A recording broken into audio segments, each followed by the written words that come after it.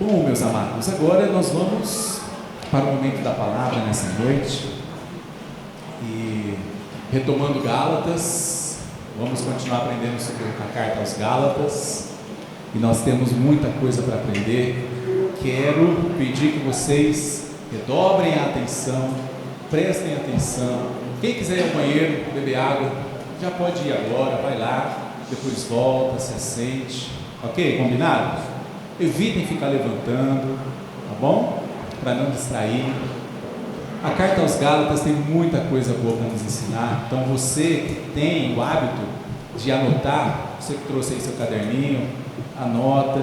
Você que tem o celular aí também pode fazer as suas anotações, mas aprenda, escute, é muito importante.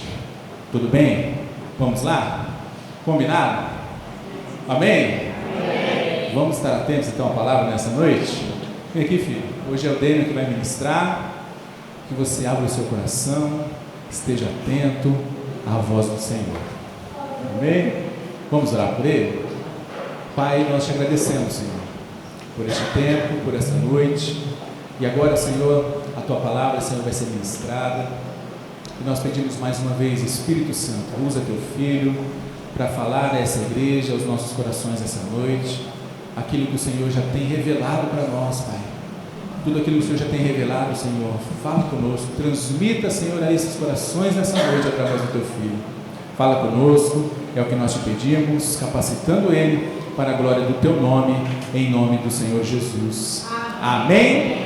Amém, queridos. Vamos lá.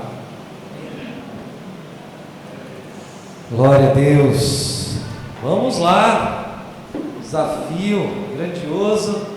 Dar continuidade aqui depois da pregação maravilhosa da irmã Márcia, no domingo retrasado. Domingo passado o pastor também falou sobre um tema que toca a Epístola de Gálatas, sobre a mesa. Ela vai aparecer aqui novamente hoje. E ontem nós tivemos uma palavra maravilhosa na reunião dos homens lá. Ontem foi sucesso, irmão. 10 pessoas comer 9 quilos de carne, tem que ser bruto mesmo. Eu falei, rapaz, não dá para marcar churrasco com o Cleverson, com o Marcelo e com o Juninho, não. O pastor falou meio quilo, eu falei, os 3 não? Não, então meio quilo para cada um dá não, pode ir. Ó, tinha um molinho lá, que todo mundo ficou falando que era um molinho daqui pão, mas não foi daqui pão não, foi a Carla que fez, irmão. Mas pensa no molinho, hein? Top de linha, foi uma benção. Saímos de lá, era mais de meia-noite, imagina só, né? Vocês só imaginam. Vamos lá, gente. Gálatas capítulo de número 2. Abram aí. Gálatas capítulo de número 2. Daqui a pouco a gente vai para o texto, tá? Antes eu vou dar uma retomada, como todo professor faz, né? Antes da aula ele retoma o conteúdo que foi passado anteriormente. Então, na pregação passada da irmã Márcia, foi dito que Gálatas é uma carta escrita em sentido de urgência. O que é algo urgente? É algo que precisa ser dito rapidamente, porque se não for feito rapidamente, algo trágico vai acontecer. Você imagina que alguém está no 15º andar, pronto para pular do 15º andar de um prédio. Qual é a ação de um bombeiro? Ela é uma ação urgente, é rápida, ela precisa de colocar aquela pessoa em segurança novamente. Essa carta é uma carta que tem um tom e um teor de urgência. Ou o Paulo fala o que ele fala aqui, ou o cristianismo está esfacelado. Acabou o cristianismo. Acabou o cristianismo e permanece o judaísmo. Se ele não falar o que ele fala aqui na carta, acabou o cristianismo. Porque aí nós vamos voltar novamente para o Antigo Testamento. A gente volta de novo no sacrifício dos animais. A gente volta de novo para a lei de Moisés. A gente volta de novo lá para trás. Então, Paulo escreve essa epístola em tom de urgência. Eu preciso de dizer isso para que o Evangelho permaneça, se estenda, consiga chegar em outros lugares. Tudo bem até aqui? Amém? Tá. Então a irmã Márcia trouxe esse elemento de que o Evangelho precisava de ser pregado em tom de urgência. É um perigo. Segunda coisa, ela disse que o apóstolo Paulo enfrentou uma série de lutas quando ele foi levantado, porque ele não era um dos apóstolos, ele não tinha andado com Jesus, ele não tinha visto os milagres que Jesus fez. Possivelmente, quando Jesus foi crucificado, o apóstolo Paulo era um adolescente de 12, 13 anos de idade. Então, o apóstolo Paulo não andou tete a tete com Jesus como Pedro, Tiago, João, no barquinho, estavam navegando. Ok? Então ele não andou com Jesus pessoalmente. Então as pessoas disseram: ué, mas você não andou com Jesus? Bom mesmo é os caras ali, ó. Aqueles caras ali chegaram de Jesus, que aqueles caras andaram com ele. Agora você não. Quem que te levantou como apóstolo? Quem que fez de você um apóstolo? Você não andou com ele, você não era um dos dois. E aí Paulo, na epístola aos Gálatas, vai dizer: ó, Jesus apareceu para mim. Jesus apareceu para mim no caminho de Damasco, e depois ainda ele apareceu para mim e ensinou o evangelho que ele ensinou para vocês. Para mim. Aí crença particular minha, tá? Eu acredito que Jesus deu um seminário de 3 anos para Paulo ressuscitado, meu irmão. E eu acredito nisso. É fé. Outros vão dizer que não, que ele ficou lá pensando, tudo mais, e amém. Mas eu creio que Jesus, porque ele disse que foi uma revelação. Então, o apóstolo Paulo, ele diz: olha, o mesmo Jesus que caminhou com vocês na terra, ressuscitado, ele me deu um seminário de 3 anos. Sentou eu lá na cadeirinha e ó, tá aqui, ó, apóstolo Paulo, essa é a mensagem do evangelho. É isso que eu tenho para você. É isso que eu tenho para o mundo. Vai. Ok? A outra coisa que a irmã Márcia disse, então, primeira coisa, que a carta é escrita em tom de urgência. Segunda coisa, o apóstolo Paulo está tentando dizer: olha, eu tenho tanta legitimidade de falar do evangelho quanto vocês que andaram com Jesus. E então, a terceira coisa que a irmã Márcia disse é que essa epístola, ela desvincula, tira, separa o evangelho cristão da religião judaica ou de qualquer outra religião, inclusive a evangélica. Separa. O evangelho de Jesus é único. Ele é único. Não tem religião capaz de suprir a demanda do evangelho. O evangelho é único. Amém? Então a irmã Márcia disse: separa dos judaizantes, separa da religião antiga, separa das pessoas que estavam lá atrás, pensando de uma determinada maneira. Ok, vamos para Gálatas capítulo de número 2 então, do verso 1 ao verso 5. Com essa base, né? Com esse contexto, essa retomada. Há uma coisa que a irmã Márcia disse também semana passada, que eu gostei, retrasado, que eu gostei muito, foi assim, ó, ela falou assim, ó: o evangelho é essa capacidade de você morrer em paz. Aí ela disse assim, ó: morra em paz. Eu falei: amém. Não, Jesus, agora não. Mas eu gostei muito que ela disse isso. Quer dizer, o evangelho, ele proporciona para nós a capacidade de morrer em paz, porque o viver é Cristo e o morrer é lucro. Então ela trouxe isso e eu achei bem interessante, né? Porque nós vivemos atormentados por essa narrativa da morte incessantemente. Você pode ter aí 12 anos, você pode ter 30, 40, 50, nós sempre estamos atormentados por essa ideia da morte, mas o Evangelho nos salva disso, inclusive. Verso de número 1, Gálatas capítulo 2. Depois, passados 14 anos, subi outra vez a Jerusalém com Barnabé, levando também comigo a Tito.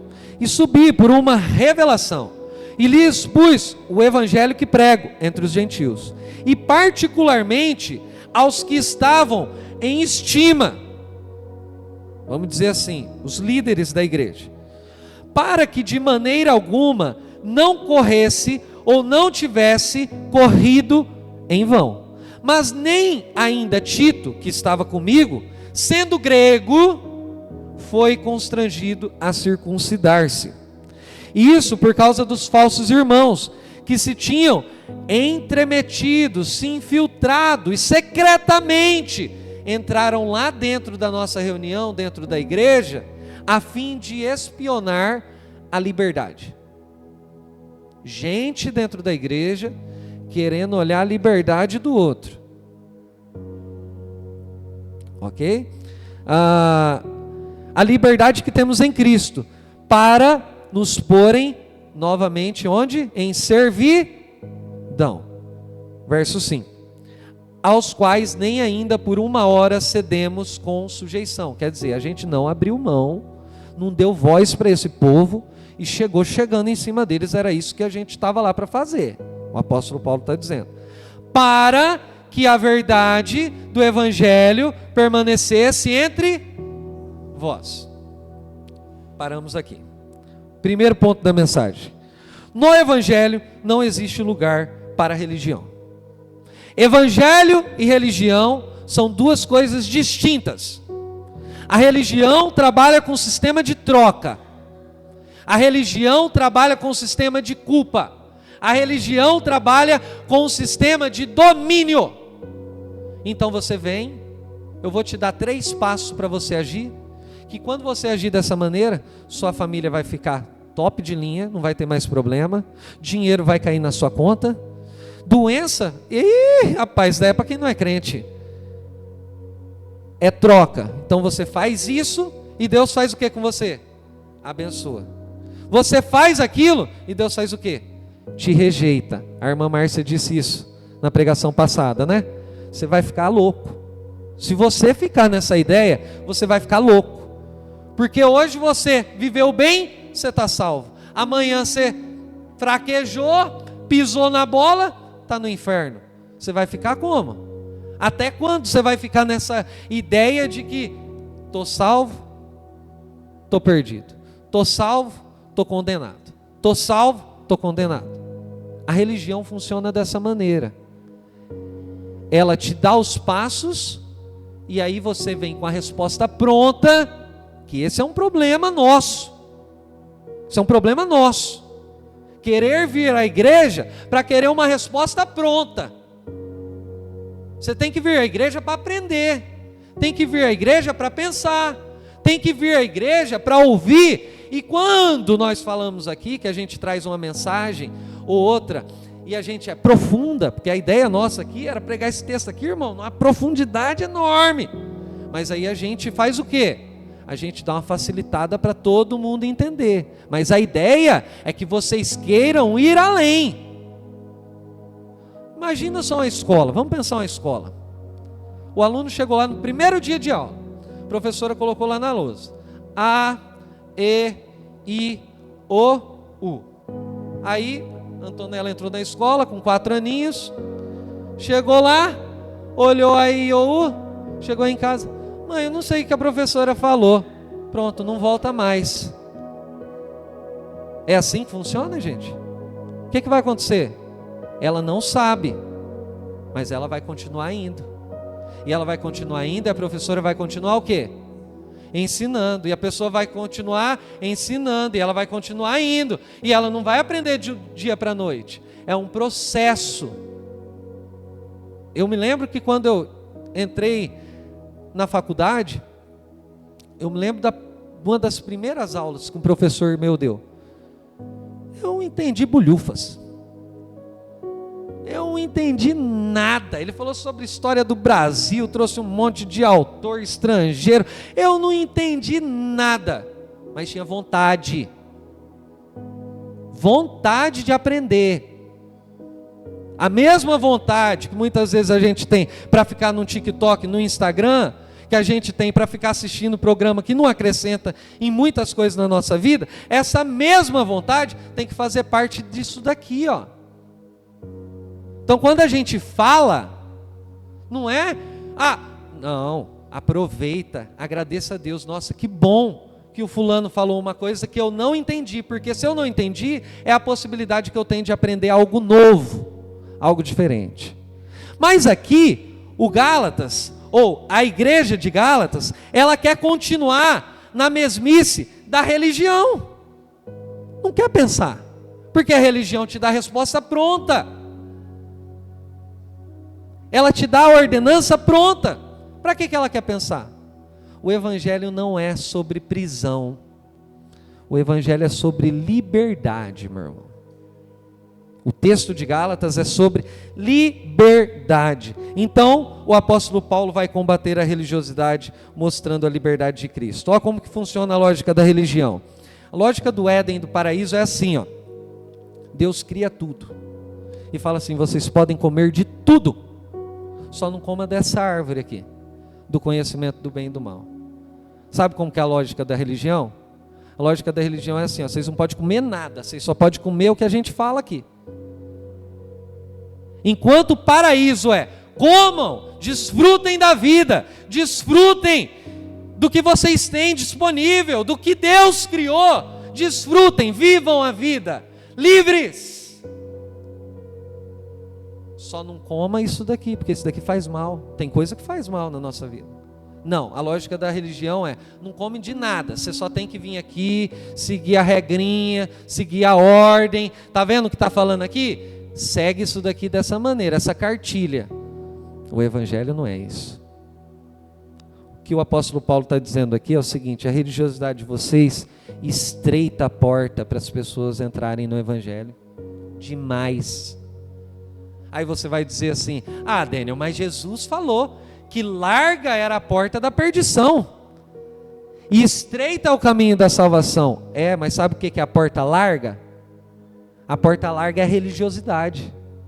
Sabe o que é a porta estreita de Jesus, quando você olha no contexto? A porta estreita é você não ser dependente de você mesmo, saber que você não é salvo por causa das suas ações. Você não é salvo porque você vem no culto de domingo, você não é salvo porque você canta louvor, você não é salvo porque você não bebe cerveja, você não é salvo porque você, sei lá, que tipo de coisa que você colocou aí na sua cabeça, mas você não é salvo por causa de nada disso. Você é salvo única e exclusivamente pela graça poderosa de Deus. É Cristo quem te salva. Não tem o que você fazer para ser salvo. Ele te salva. Ok? Difícil de ouvir, né, meu irmão? Porque a gente, infelizmente, a gente foi criado numa tradição que a gente quer comprar a nossa salvação com as nossas ações. Essa que é a verdade.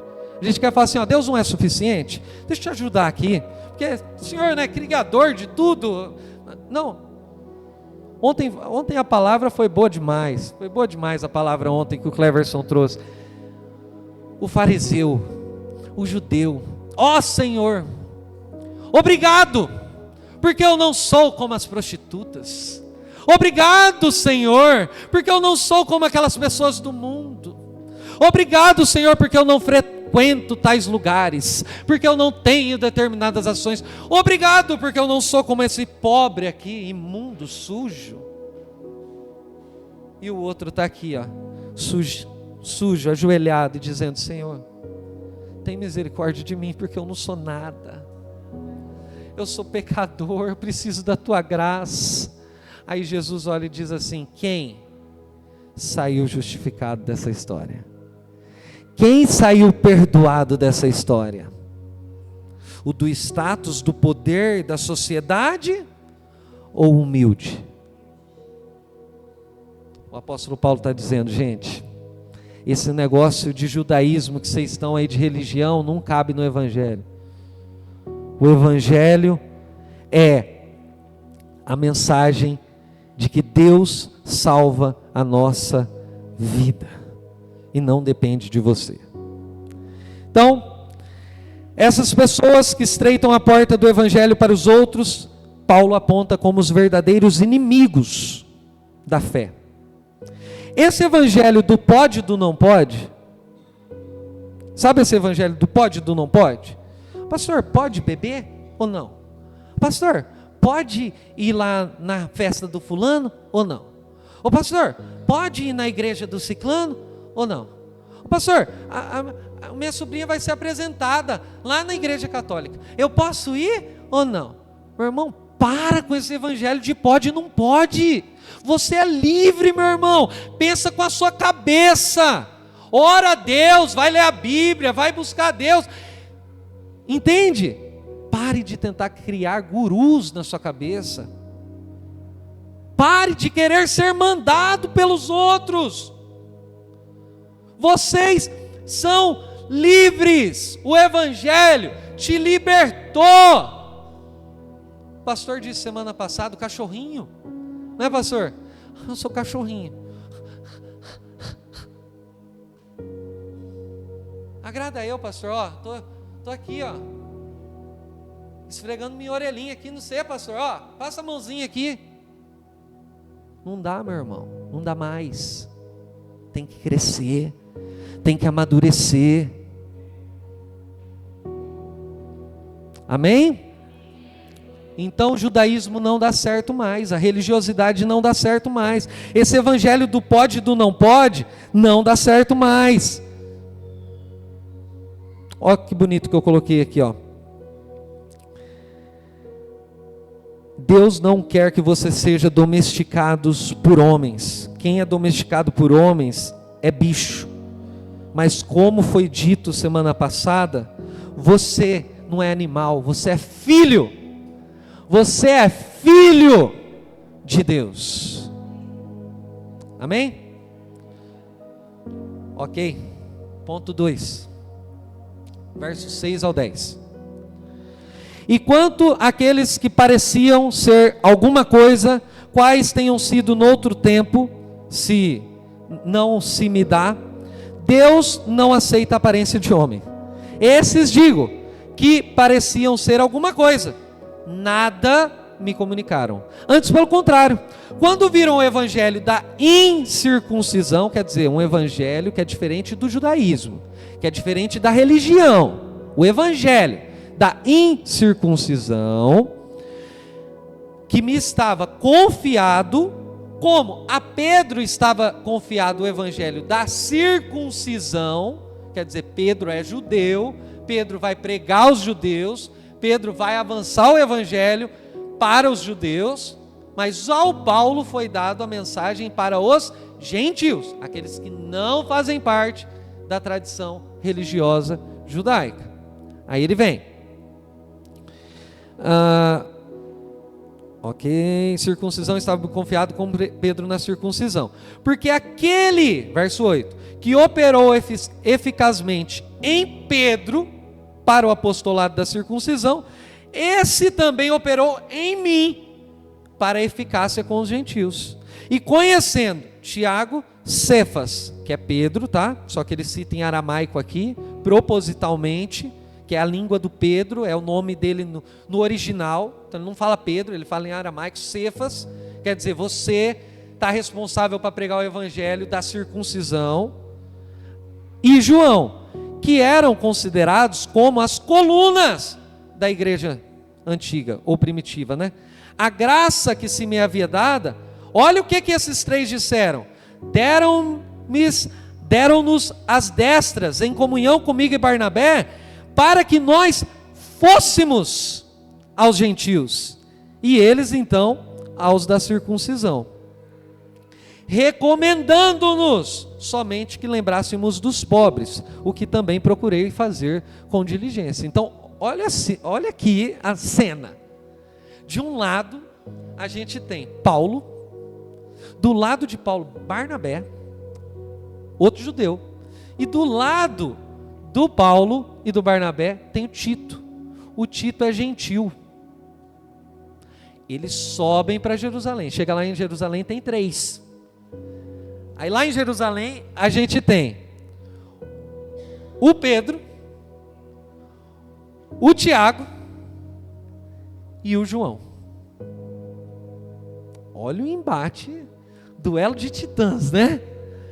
Quer dizer, esses vão pregar para os gentios, aqueles vão pregar para os judeus, e os 3 chegam tete a tete.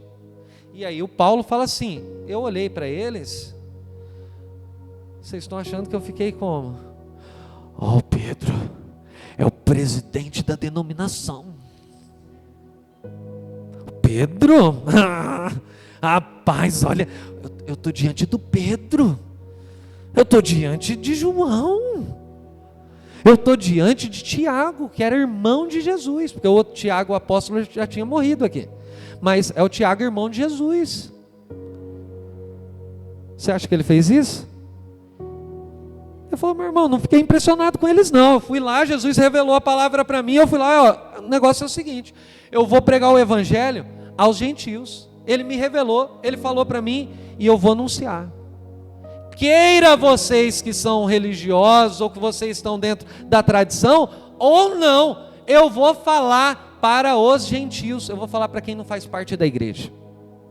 Vamos trazer para o nosso contexto, para ficar mais claro. Vou falar para quem não é da igreja, e vou falar mesmo. Mas eles não tiveram resistência. O Pedro, Tiago e João falou, Paulo, 10, legal, gostei, toca o barco, segue em frente, vai pregar, Deus te ungiu para pregar o evangelho para aquele povo lá, tudo perdido, prega, vai pregar, que da hora, ó, tá top, tá bom demais, segue para pregar. Tudo bem até aqui? Então a aplicação desse texto para você é a seguinte: no evangelho não existe lugar para ídolos, não tem lugar para ídolos no evangelho. No evangelho, isso é maravilhoso, né? Tem um teólogo alemão chamado Karl Barth que ele diz assim, ó, que o meu e o seu coração é a fábrica de ídolos. Gravem isso. O meu e o seu coração é a fábrica de ídolos. Quem faz o bolo de pote aqui? Tem alguém que faz bolo de pote, ou trufa, ou qualquer coisa de comer? Pão para vender? Ninguém vende? Ninguém é empreendedor aqui? Quando a gente vai fazer, como que a gente faz? A gente faz um modo de produção, não é? A gente faz vários. Você não faz um só, não é? Você faz um modo de produção, você produz vários. O que ele está dizendo aqui é, o meu e o seu coração coça para ter alguém para ser o nosso ídolo. Ou alguém, ou alguma situação, ou alguma coisa. Tem pessoa que tem o ídolo como dinheiro. Tem pessoa que tem o ídolo diante de uma situação. Ah, quando a minha vida for totalmente boa, tal, aí eu vou servir a Deus. É um ídolo. Tem pessoa que tem pessoa como ídolo. O apóstolo Paulo diz assim, olha, eu tenho admiração pelo Pedro, eu tenho admiração pelo João, eu tenho admiração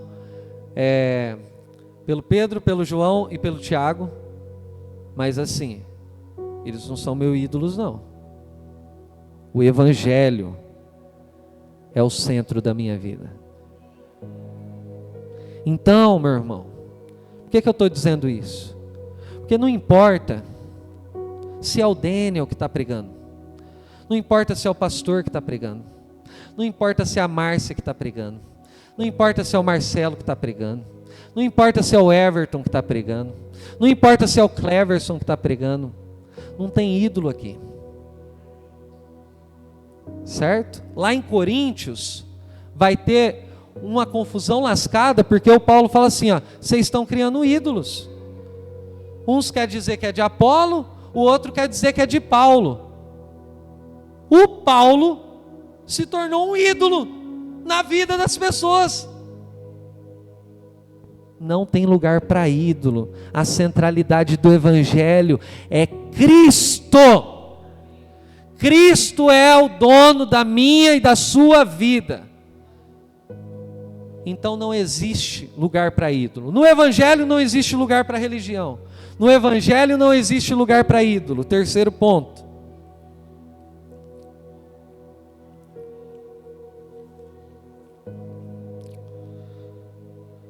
Deixa eu só ainda falando sobre os ídolos. Olha só isso daqui que eu anotei. A idolatria é fruto de uma infantilidade cristã. Quando nós somos infantis. Nada deve ocupar a verdade da graça de Deus. Nós muitas vezes fazemos ídolos. A gente faz político de ídolo. A gente faz ideologia de ídolo. A gente tem time de futebol pode ser um ídolo nosso. Um time pode ser um ídolo. Um jogador pode ser um ídolo. Um pregador pode ser um ídolo. Aliás, o nosso ministério pode ser um ídolo. Aliás, a nossa religião pode ser um ídolo nosso. Meu irmão, nada vai fazer sentido. E a gente está ouvindo isso daqui, faz meses, hein? Que a gente está ouvindo isso daqui. Nada vai fazer sentido se Cristo não for o centro, o início e o fim da minha e da sua vida, da minha e da sua fé. Amém? Agora sim, terceiro ponto. Verso 11 ao 14. E chegando Pedro a Antioquia, quer dizer, eles foram lá em Jerusalém, Pedro falou, segue, está tudo bem, vai embora, prega o evangelho para o povo que não faz parte da igreja mesmo, abençoa essa galera, vai lá, prega o evangelho. Aí agora o Pedro vai lá na Antioquia, onde estava o Paulo. Aí é o Pedro que vai fazer uma visita, tá? Aí vai vendo o que vai acontecer aqui, que agora vocês vão ver. Chegando Pedro a Antioquia, ele resistiu na cara. Porque ele era repreensível, digno de repreensão. Por quê? Antes que alguns tivessem chegado da parte de Tiago era o mais judeu dos apóstolos. Ele era irmão de Jesus e ele era judeuzão mesmo. Então, ortodoxo, bem conservador, naquela linha dele ali, é o judaísmo tal, vamos dar uma repaginada, mas firme. Tá, chegou uma galera do Tiago ali. Olha o que o Pedro vai fazer. O Pedro estava comendo com os gentios, e ele comia com os gentios. Mas depois que chegaram essa galerinha do Tiago, ele foi se retirando, se apartou deles, saiu de perto, temendo que eram os da circuncisão. E os outros judeus também dissimulavam com ele, de maneira que até Barnabé, que estava comigo, caiu no conto da carochinha do Pedro. Deixou-se levar pela dissimulação. Mas quando vi que não andava bem e diretamente conforme a verdade do evangelho, disse a Pedro na presença de todos: se tu, sendo judeu, Pedro, já prega, vive como os gentios e não como os judeus, por que obriga os gentios a viverem como os judeus? Então o Pedro foi lá e o Pedro fez um belo carão. Por que o Pedro fez um belo carão? Imagina que nós estamos lá, no churrasquinho, tranquilão, estamos de boa lá, comendo uma carninha, tranquilão, certo? Aí de repente chega um outro irmão lá. Nós estamos lá conversando os nossos assuntos, né, ô pastor? Nossos assuntos, dando risada, gargalhada, tal. Aí pronto, chegou o presidente da Assembleia de Deus do Brás, sei lá, qualquer denominação aí que vocês quiserem aí. Aí pronto, aí a gente já começa a fazer o quê? Opa! Aí o pastor fala assim, gente, até agora estava brincando com vocês aqui, é o que o Pedro está fazendo, tá? Até agora estava brincando com vocês aqui, assando carne, comendo carne, estava tudo tranquilo, tudo de boa, só que o negócio é o seguinte, chegou os homens ali, e agora divide a mesa. Agora aqui vai ficar os circuncisos e aqui vai ficar os incircuncisos. Aqui vai ficar os judeus, os religiosos, e aqui agora vai ficar a galera do mundão. Vamos dividir. A ideia é dividir.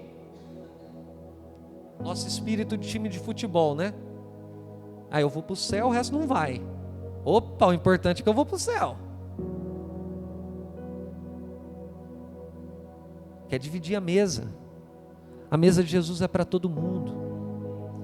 A mesa de Jesus não tem divisão.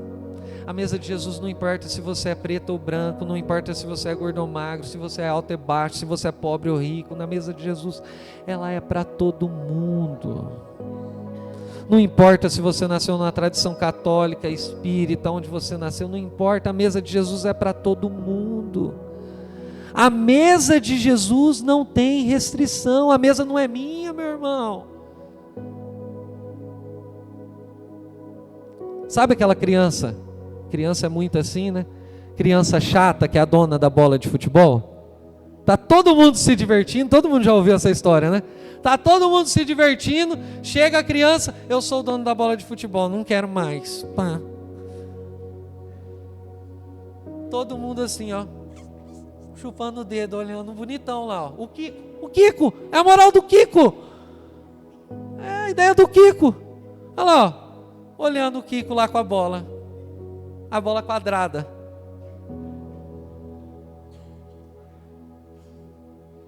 Na mesa de Jesus não cabe divisão, a bola é para todo mundo joga, todo mundo participa, todo mundo pode participar. Por isso que eu disse para vocês semana passada ou retrasada, pastor, que foi a ceia? Semana passada, no início do culto, na abertura do culto, eu disse o quê? A mesa é para todo mundo. Ah, Daniel, mas eu não me sinto digno. Eu também não. Eu também não sou digno da mesa. Eu não tomo o sangue e o corpo de Jesus porque eu sou bonzão. Eu não participo da mesa porque eu não tenho pecado. Eu não participo da mesa porque, olha o Daniel não está nem andando mais, está flutuando agora. Não, eu participo da mesa porque eu sou miserável, porque eu sou pecador, porque eu não dependo de mim mesmo, mas a cruz de Cristo, ela renova a minha e a sua vida. É a cruz, meu irmão. Nós não estamos aqui por causa de uma religião. Nós não estamos aqui por causa de um time de futebol. Nós não estamos aqui para segregar pessoas ou para ser melhor que ninguém. Nós estamos aqui porque fomos alcançados por um imenso e grandioso amor que salvou a minha e a sua vida. É isso. E mais nada, como a Márcia disse. É o Evangelho. E mais nada. Dani, mas não é o Evangelho e 3 jejum por semana? Não. Não é o Evangelho e vir à igreja? Não. Não é o Evangelho e dar dízimo? Não. Então é o que, Daniel? É o Evangelho. E você ressignifica isso. Você não vem mais na igreja para ser salvo. Você vem na igreja porque você quer celebrar com os irmãos e dizer: Jesus me salvou. É diferente. É diferente. Você não canta mais louvor porque você quer ser salvo. Você canta louvor porque, cara, eu fui salvo por esse amor. Esse amor abriu a mesa para mim. E agora eu quero me expressar artisticamente. Se eu tenho dom de teatro, eu quero fazer teatro. Se eu tenho dom de pintura, eu quero fazer pintura. Se eu tenho dom de dança, eu quero dançar. Se eu sei tocar, eu vou tocar. Se eu sou bom para dar um abraço, igual o Júnior faz lá com nós lá na porta, lá um abraço fofinho, né, Júnior? Igual o Júnior dá um abraço fofinho. Amém, meu irmão. É para a glória de Deus. Gálatas.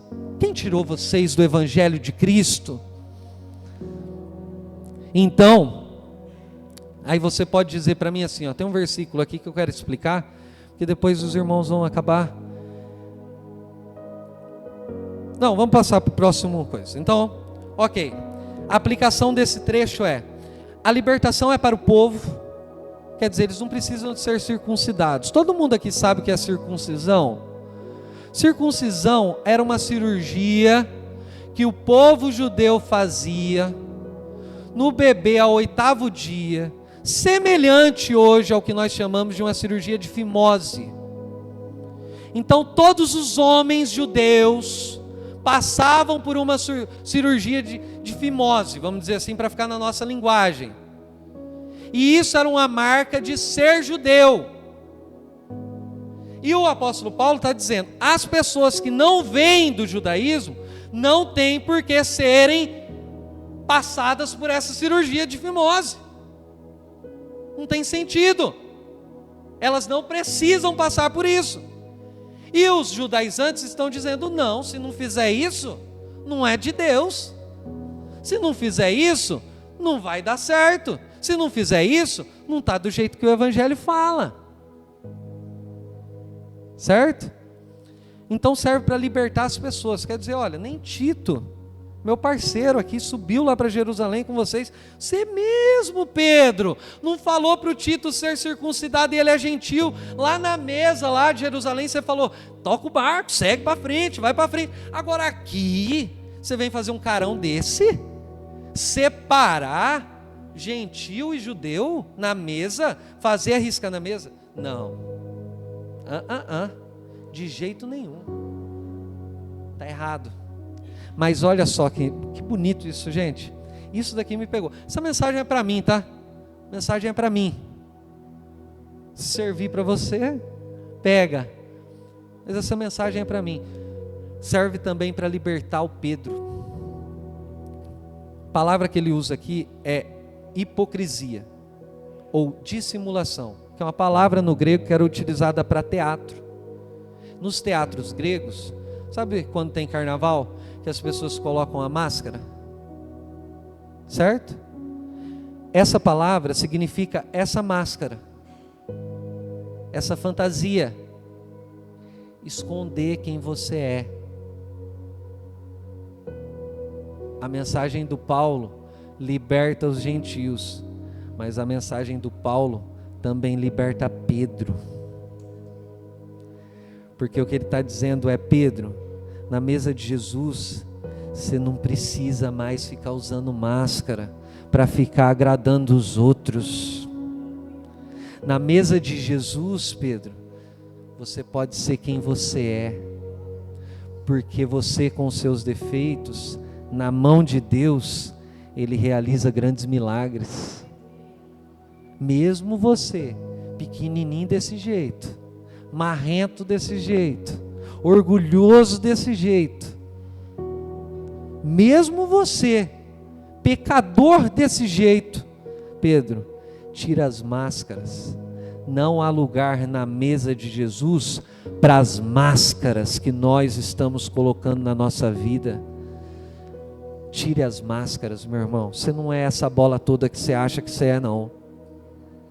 Você não é a última bolacha do pacote, nem a última Coca-Cola no deserto. O apóstolo Paulo está colocando Gálatas no lugar deles. Vocês agora vão fazer separação? Vocês foram sempre uma igreja que abriram as portas para os gentios. Aí agora com meia dúzia de gato pingado aqui conversando e querendo que o evangelho não floresça, vocês querem voltar para a lei? Voltar para a religiosidade de vocês? Não, meu irmão, não volte para a religiosidade não, vá para Cristo. Amém? Quarto e último ponto. Bem, meu primeiro ponto foi: no evangelho não existe lugar para religião. Segundo ponto foi: no evangelho não existe lugar para ídolos. Terceiro ponto é: no evangelho não existe lugar para suas máscaras. Quarto ponto é: no evangelho não existe mais lugar para você. A irmã aqui até engasgou agora. No evangelho não tem lugar para você não. Você é um umbiguinho, você acha que você é o umbigo do mundo? Não, você não é o umbigo do mundo não. Você acha que você é o centro gravitacional? É o sol. Tudo orbita em volta de mim. Olha como eu sou grande. Olha, você não é nada. Eu e você não somos nada. A gente é pó, nasce, cresce, e assim como a erva do campo, se vai. Não há lugar para o nosso ego, não, no Evangelho de Jesus. O Evangelho de Jesus é sobre humildade. Vamos lá, versos 15 e 21, para terminar. Nós somos judeus por natureza, e não pecadores dentre os gentios. Sabendo que o homem não é justificado pelas obras da lei, mas pela fé em Jesus Cristo, temos também crido em Jesus Cristo para sermos justificados pela fé de Cristo, e não pelas obras da lei, porquanto pelas obras da lei nenhuma carne será justificada. O pastor leu aqui no início do culto. Pois, se nós que procuramos ser justificados em Cristo, nós mesmos também somos achados pecadores, é porventura Cristo ministro do pecado? De maneira nenhuma. Já vou explicar esse trecho aí. Porque se torno a edificar aquilo que destruí, constituo-me a mim mesmo transgressor. Porque eu, pela lei, estou morto para a lei, para viver para Deus. Já estou, então, crucificado com Cristo. E vivo, não mais eu, mas Cristo vive em mim. E a vida, que agora vivo na carne, vivo-a na fé do Filho de Deus, o qual me amou, se entregou a si mesmo por mim. Não aniquilo a graça de Deus, porque se a justiça provém da lei, segue-se que Cristo morreu em vão. As obras da lei é aquilo que eu e você fazemos. Você acha que você é salvo por aquilo que você faz? Não. Foi falado aqui já bastante vezes que não é, né? Tá. Paulo diz que ao olhar para Moisés, para que serve a lei, gente? Os judeus estavam dizendo o seguinte: nós somos judeus, nós temos acesso à lei, nós temos acesso a Moisés, nós temos acesso ao monte do Antigo Testamento. Isso faz de nós melhores, superiores, ou para nós? Não, porque nós somos evangélicos, eu vou no culto, eu canto, eu jejuo, eu prego, eu papa, certo? Se acha melhor. O Paulo está dizendo aqui, não é isso que acontece, não. A lei serve para uma coisa, não é para diferenciar. A lei, ela serve para igualar. Porque a lei bate no Paulo, no Barnabé e no Tito, mas a lei também bate no Pedro, no Tiago e no João. A lei não serve para diferenciar. A lei serve para igualar. Quer dizer, ninguém pode ser salvo pela lei. É isso que iguala. Ninguém pode ser salvo por aquilo que faz. Você consegue comprar a sua salvação, irmão?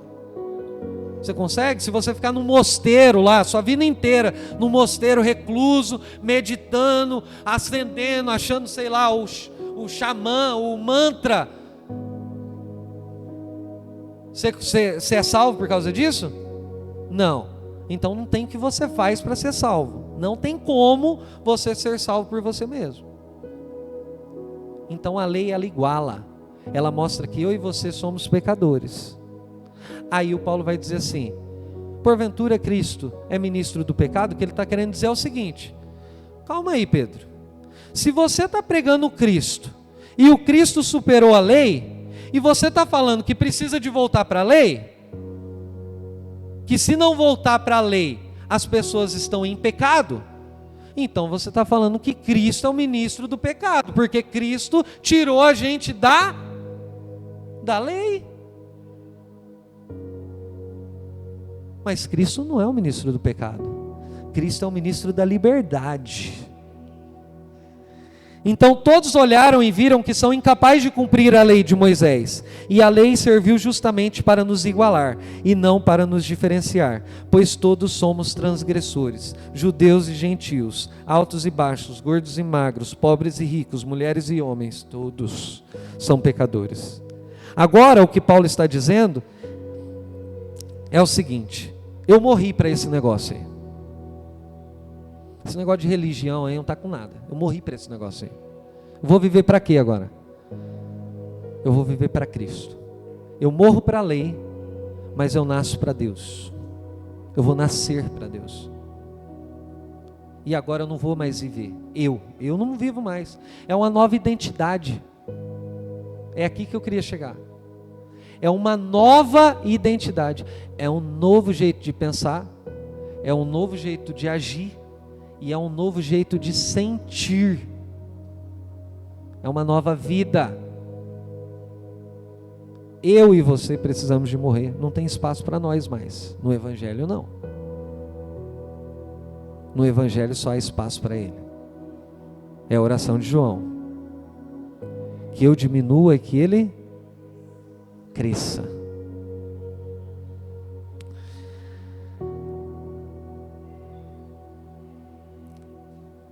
Bem, eu caminho para o final com essa história. Eu acho que ela é muito esclarecedora. Eu vou ressignificar um dos textos. Mas, queria chamar o irmão Cleverson aqui. Pode vir o grupo de louvor, vamos cantar a música do Fernandinho. Deixou os céus para nos encontrar. Escute isso.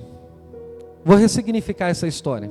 Muitas vezes vocês já ouviram essa história e essa pregação de uma maneira bem triunfalista, mas agora eu vou ressignificar elas na cabeça de vocês. Aqui funciona basicamente o seguinte: o que acontece com o rei, acontece comigo. E o que acontece comigo, faz parte do rei. Então, eu sou do rei, e o rei é meu. Batalha do Davi contra o Golias. O exército filisteu e o exército de Israel guerrearam diretamente, todos contra todos? Não. Quem guerreou? Quem guerreou? Davi contra quem?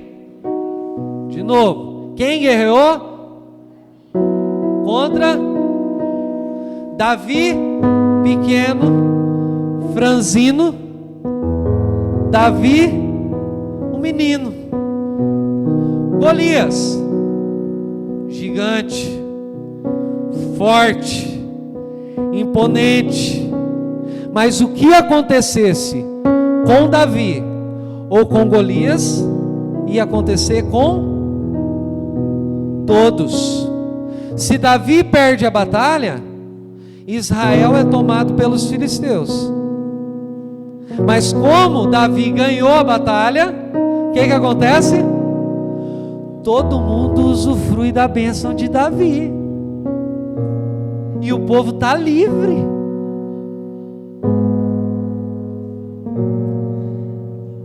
A lei agora não é mais um conjunto de regras. A circuncisão agora não é mais um comportamento do povo judeu. A lei agora é Cristo. Porque Cristo é o Davi que venceu a batalha. Para quê? Para fazer de nós uma família, para fazer de nós um povo. A gente não é mais um povo por aquilo que a gente faz. Agora nós somos um povo por aquilo que Ele fez. E o Davi que venceu o gigante é um tipo de Cristo que venceu a morte, que venceu o pecado, que venceu a tristeza, que venceu a angústia do meu e do seu coração. É o Davi que com a pedrinha, pá, na cruz do Calvário, matou a religião, matou o nosso ego, o nosso egoísmo, matou essa nossa mentalidade de time, de futebol, de um contra o outro. não dá mais para fazer separação na mesa. Saia daqui hoje. Se tem alguma coisa que eu quero que você entenda isso no seu coração, saia daqui hoje olhando para as pessoas com igualdade. Você não é melhor que ninguém. Saia daqui hoje olhando para as pessoas com amor, com afeto, como Cristo olhou, porque a mesa de Cristo não pode ter judeu e gentil. A mesa de Cristo é de Cristo, é para todo mundo. Ele comprou, foi o mundo. A sua vida foi entregue para o mundo, para salvar o mundo. Ah, Daniel, mas eu não concordo com fulano, com ciclano, eu não concordo com isso, com aquilo, eu não concordo que fulano faz isso, que ciclano é assim. Tira a linha da mesa, meu irmão. Tira a linha de visão da mesa. Não é sua, não é sua. A mesa não é sua. A mesa é dele.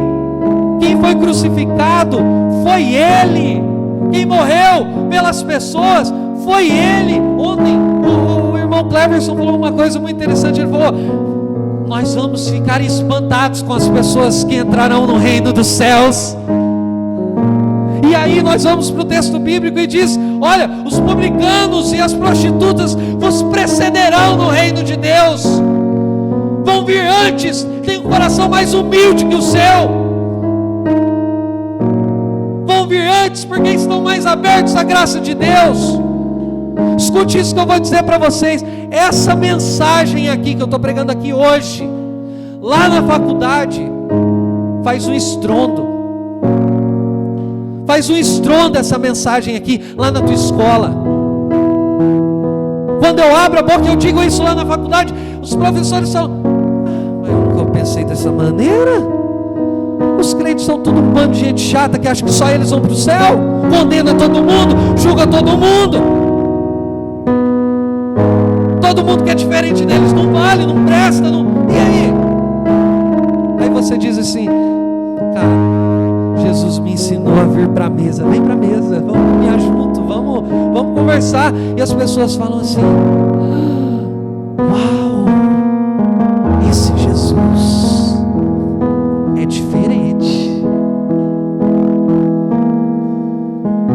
Amém?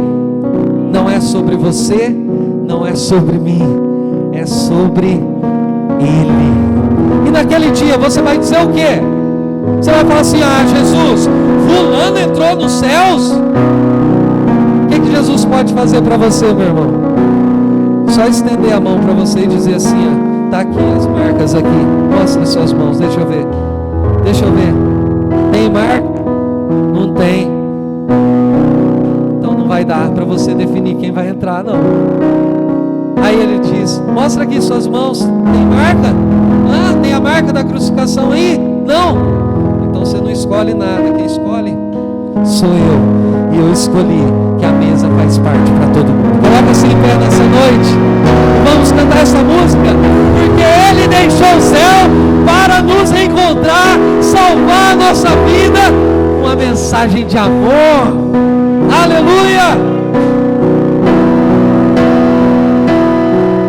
Deixou o céu para me encontrar. Aqui não é o seu lugar. Um amor assim,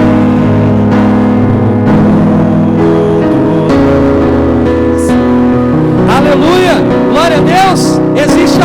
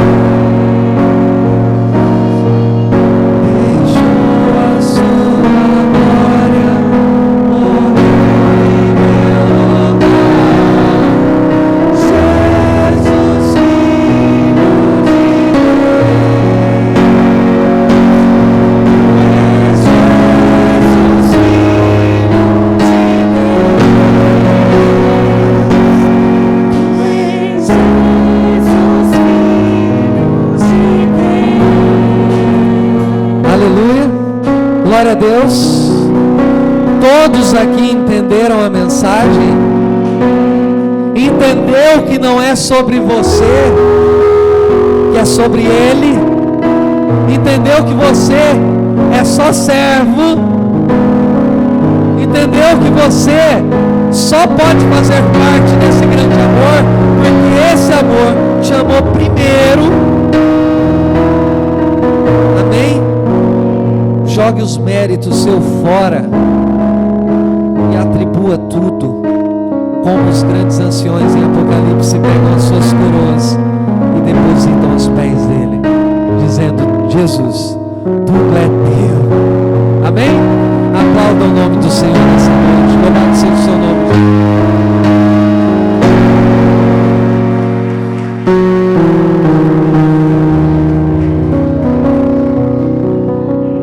Amém, meus irmãos. Glória a Deus. Junta aí com a sua família, junta aí com a sua casa. Amém. Glória a Deus. E que você guarde essa palavra no seu coração, no nome de Jesus. Glória a Deus. Venham as crianças também para cá. Junta aí com a sua família. Graças a Deus. Deus maravilhoso. Aleluia. Comece a orar aí pela sua casa, comece a orar pela sua família. Ore aí pela sua mãe, pelo seu pai, pelos seus filhos. Apresente eles ao Senhor. Glória a Deus. Pai, nós te agradecemos, Senhor, pela tua palavra nessa noite. Obrigado, Senhor. Aleluia. Não somos mais nós que vivemos, Pai, é Cristo que vive. Que a gente possa aprender isso, Pai, de uma vez por todas. Obrigado, Senhor, pela tua palavra. Obrigado, Senhor, pelas nossas famílias. Nós apresentamos, Pai, nossa casa. Senhor, apresentamos nossos filhos, as esposas, os maridos. Senhor, cada um aqui agora, Senhor, está apresentando alguém em especial. Senhor, que essa pessoa, Senhor, tão especial que é apresentada agora, Pai, ela venha, Senhor, ser tocada, ministrada, Pai, pela Tua palavra, pelo Teu poder, pela oração. Senhor, Tu és um Deus de perto, um Deus de longe. Alcance, Senhor, esse coração. Trabalhe, Senhor, nesse ser para que ele possa Te conhecer de verdade. Obrigado, Pai, pelas nossas famílias. Senhor, que a nossa semana seja uma semana, Pai, onde nós possamos praticar a Tua palavra. Ensina-nos, Senhor, a seguir os Teus passos. Espírito Santo, venha cada dia, Senhor, mostrar o caminho. Aonde nós estivermos, Senhor, falhando, que nós possamos ser corrigidos pelo Senhor. Obrigado, Senhor, que essa semana seja uma semana abençoada. E o Senhor permitir, no próximo domingo estaremos aqui novamente para Te louvar e Te agradecer. Leva-nos em paz, é o que nós Te pedimos no nome do Senhor Jesus. Amém. Amém, queridos. Estenda suas mãos. Que o grande amor de Deus, o nosso Pai, a graça do Senhor Jesus Cristo, a comunhão do Espírito Santo esteja com todos nós, hoje, para todo sempre. A igreja diz, amém. Aplauda ao Senhor, cumprimenta o seu irmão, vá em paz. Deus abençoe todos os visitantes nessa noite, voltem sempre. Deus abençoe a igreja em nome do Senhor Jesus.